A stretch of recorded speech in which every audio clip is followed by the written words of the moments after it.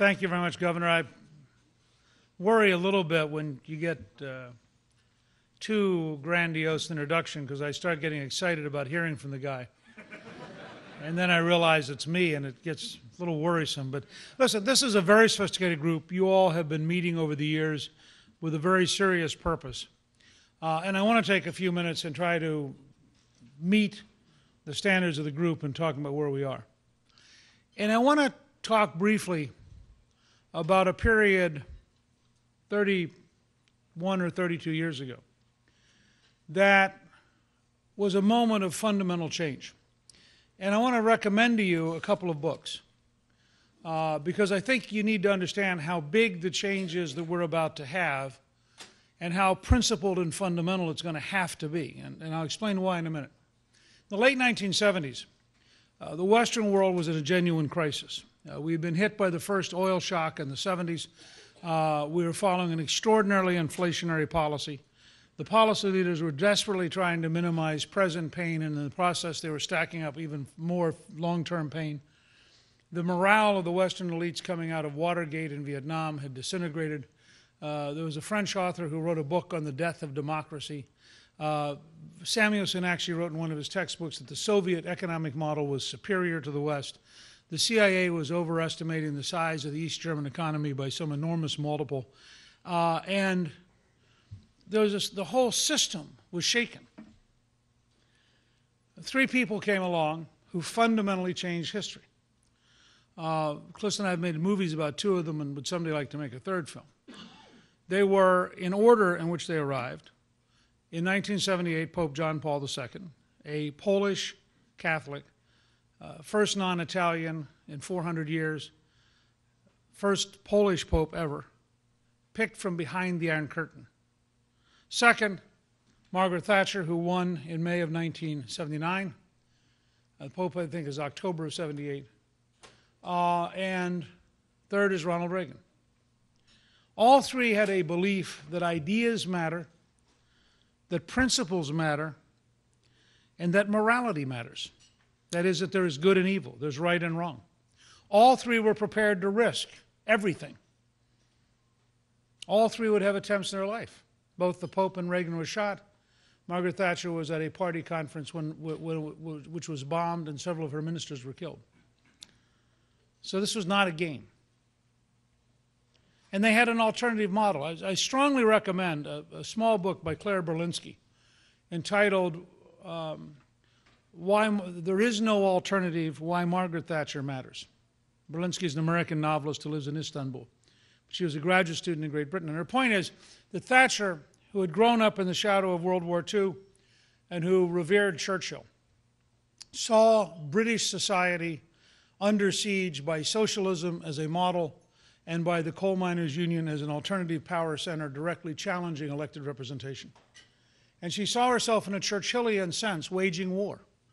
She waged war against socialism, which she described as an immoral, evil system which reduced human beings and deprived them of their dignity. And she waged war against the coal miners' union, spent 4 years preparing, used the army to actually protect coal trucks, and in a year-long strike broke the power of the union. And Britain has never been the same.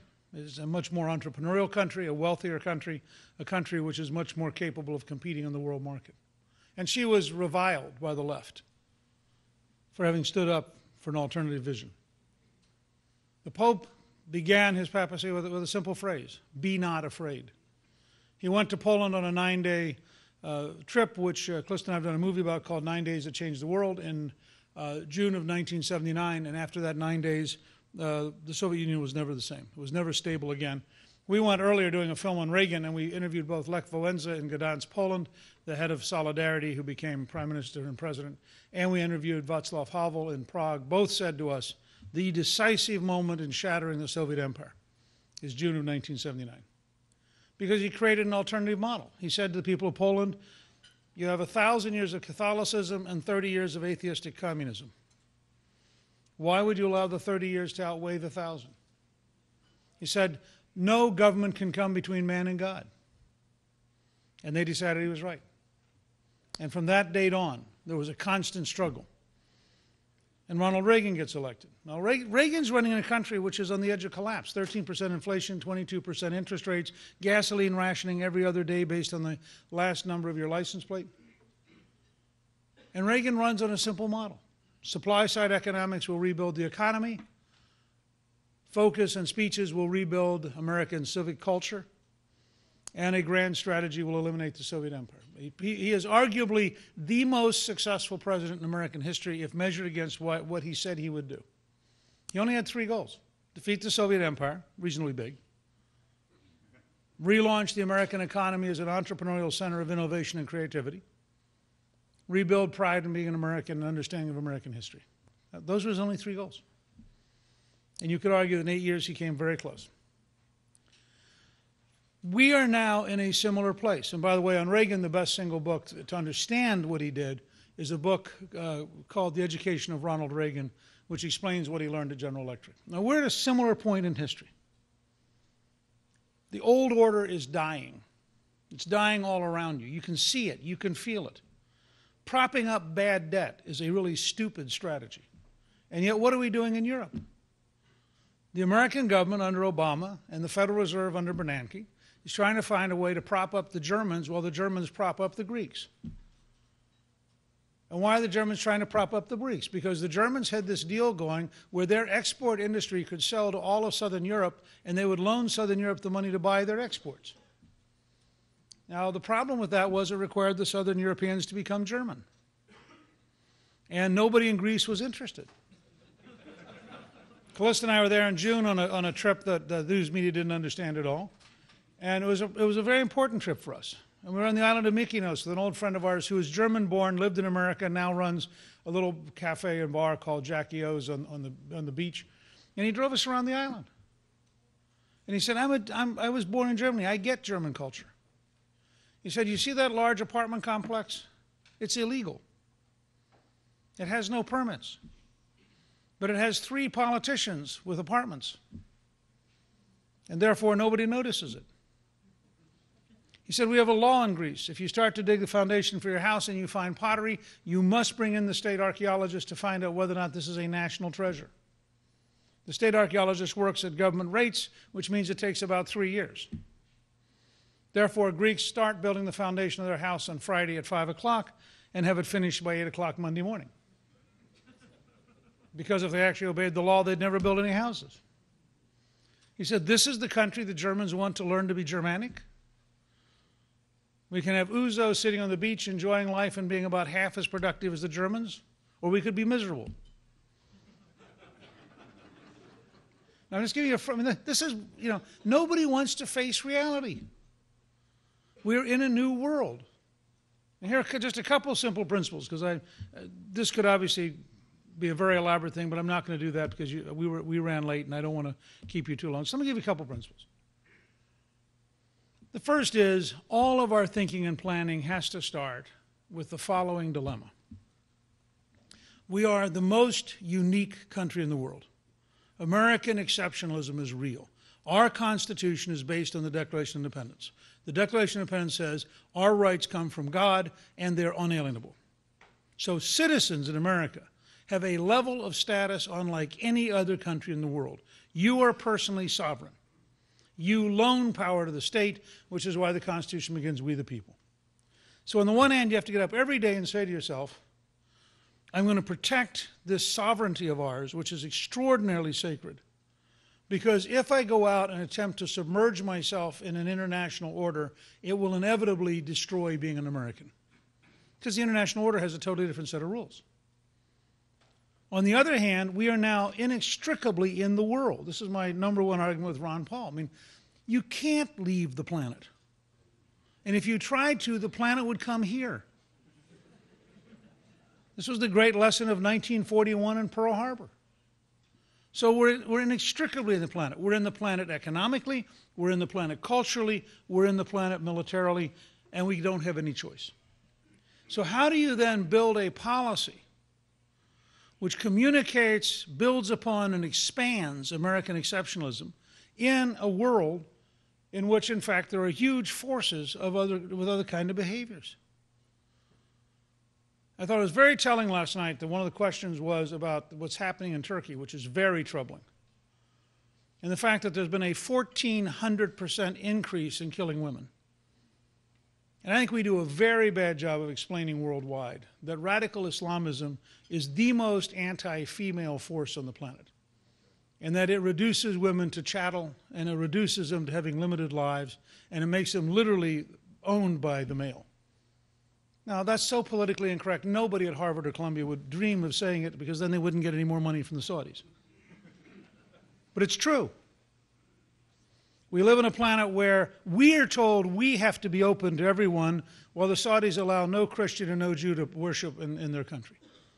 And we tolerate it. The State Department just held a meeting of the Organization of Islamic Countries to talk about censoring America. So you have to find this new balance. You can, on the one hand, not follow the left into appeasing the planet by giving up being American. On the other hand, you cannot hide from the world in order to preserve our uniqueness. And therefore, we have to go back to what Jefferson said. Jefferson was launching an empire of liberty. Jefferson believed that we had to be a model for the planet. And I think that's true. But to be a model for the planet, we're faced with internal challenges. So let me just very briefly describe what I think are the four great challenges. Finance, China, dealing with an emerging world technology, and radical Islam. First, finance.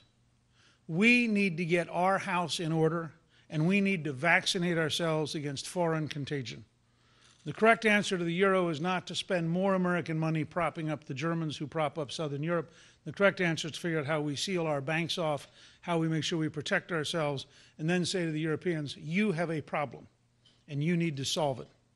Part of our approach, frankly, ought to be to reestablish something Ronald Reagan did in 1981, and that is to have a commission on gold to look at the whole concept of how do we get back to hard money.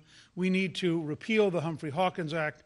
We need to say to the Federal Reserve, your only job is to maintain the stability of the dollar, because we want a dollar to be worth 30 years from now what it's worth now, because that optimizes saving and investment, because people know what they're going to get back. And so the very purpose of founding the Constitution was landowners and property owners who did not want inflation.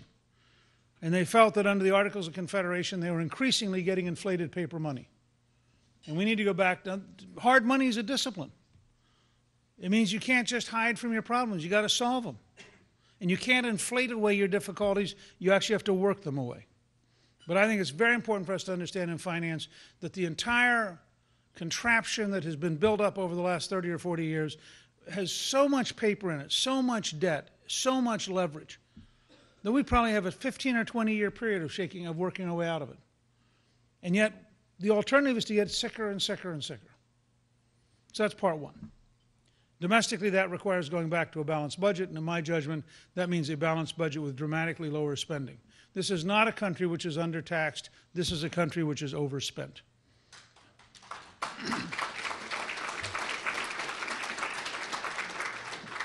Second,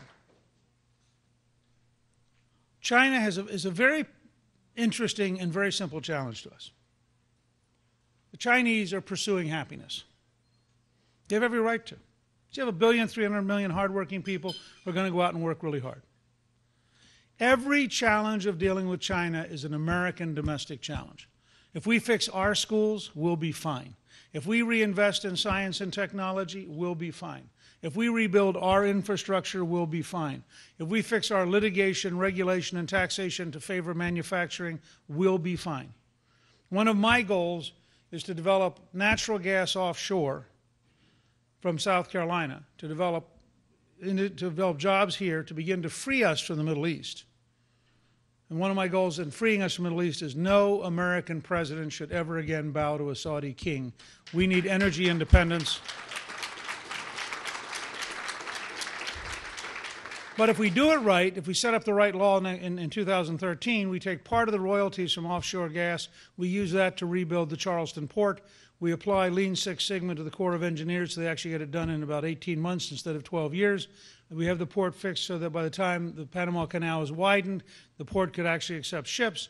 I want to be with the right manufacturing strategy. I want to come back as president and be in Charleston the day the first South Carolina manufactured goods on a ship go to China to be sold in Walmart as made in America, being sold in China. Then we'll know we're succeeding. Now, these are... Every challenge the Chinese pose to us is a function of American revival and American renewal and American reinvestment. If we recapitalize the military, they will not compete with us in a generation. If we fundamentally go to an entrepreneurial model for NASA, they won't catch up with us in space ever. If we go out and we are determined to be the arsenal of democracy, that means you have to start with an arsenal. And so we have to rebuild the capacity to be the leading manufacturing country in the world. And you can see all this at newt.org. But the Chinese challenge is an American challenge to ourselves to stay far enough ahead of China. One of the reasons I'm running for president, Clifton and I talked about this at length, I do not want my two grandchildren, Maggie, who's 12, and Robert, who's 10, to grow up in a world where the Chinese are the dominant country.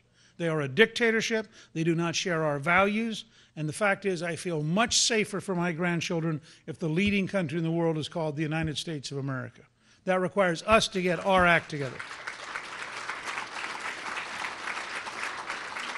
Third, we have an enormous challenge of new technologies that we are totally unprepared to talk about.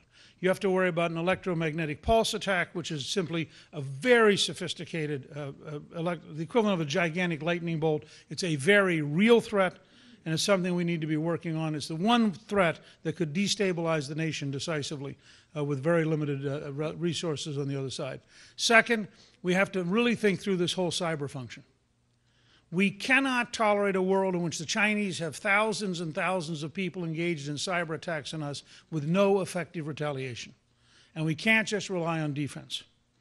So we're going to have to think through how we re-engage these kind of technologies and what the grand strategies are for these kind of technologies. Lastly, radical Islam. This administration is unbelievably dangerous. It has a Chamberlain-like quality in refusing to deal with reality. The Iranians decide that they are going to publicly demonstrate their ability to close the Straits of Hormuz, which is a major source of oil for the entire planet. And after 2 weeks of provocative Iranian behavior, the administration responds by cutting off an exercise with Israel so we won't be provocative. I can't remember any display of weakness by an American president in my lifetime comparable to what Obama did this week. To show weakness to the Iranians is an invitation to a disaster. The United States, we need a great national debate. And I'll close this, but I want you to understand, I'm trying to package here finance, trade, reindustrialization of America, recapitalization of our military, development of new technology, and dealing with the most immediate strategic threat. And the strategic threat occurs at two levels. It occurs because through our energy weakness and our lack of an American energy policy, we've allowed the Saudis to become both rich and arrogant. And the result is they spend billions every year spreading Wahhabism around the world. They are the primary suppliers of madrasas, which are schools, and mosques, which teach hatred. What we should have done after 9/11 is said to the Saudis, you will not be allowed to do this, period. We don't care what the cost is. And we could have, in fact, imposed our will if we were serious. But this is really dangerous stuff. The second thing we have to confront is nuclear weapons. Everyone focuses on Iran, and Iran is enormously dangerous. But remember, the Pakistanis probably have between 100 and 200 nuclear weapons. Pakistan is a tremendously divided country. There are huge elements of radical Islamism in the Pakistani military. I would not be at all shocked one morning to learn that 3 or 4 nuclear weapons are missing. And this is a real threat. And again, I don't want to be scary, but I want to be sobering. 3,100 Americans dying on 9/11 was an extraordinarily difficult, painful memory. It galvanized the nation and could have galvanized the nation even more had we really focused on it. A nuclear weapon in an American city is 300,000 dead and 500,000 wounded. It is a catastrophe so great it will shake the very fabric of our civil liberties. We have to take this seriously now. The time to stop a catastrophe is before it occurs. And I think we need a much greater national strategy. The strategy has to both take care of the ideological threat from Saudi Arabia and the military threat from places like Pakistan and Iran, we are today totally inadequate in how we're thinking. This is not primarily a military problem, any more than the Cold War was primarily military. This is developing the right strategies to bring to bear all of our resources to create an alternative future in which we can live safely with the Middle East. If we do not do that, at some point down the road, there will be a catastrophe. What you're doing is extraordinarily important. We are such a big country.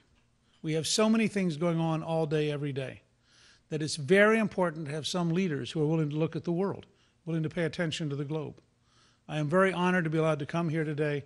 I appreciate very much the invitation and the chance to share ideas with you. And Mike, I really appreciate your generosity in introducing me. Thank you very, very much.